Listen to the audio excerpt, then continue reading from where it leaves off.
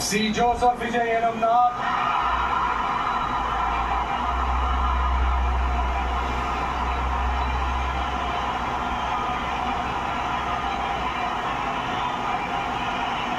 சட்டப்படி அமைக்கப்பெற்ற இந்திய அரசியல் அமைப்பின்பால் உண்மையான நம்பிக்கையும் மாறா பற்றும் கொண்டிருப்பேன் என்றும்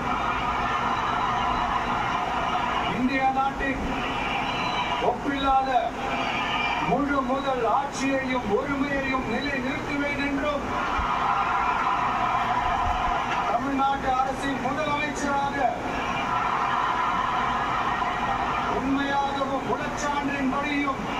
என் கடமைகளை நிறைவேற்றுவேன் என்றும் அரசியல் அமைப்பிற்கும் சட்டத்திற்கும் இணங்க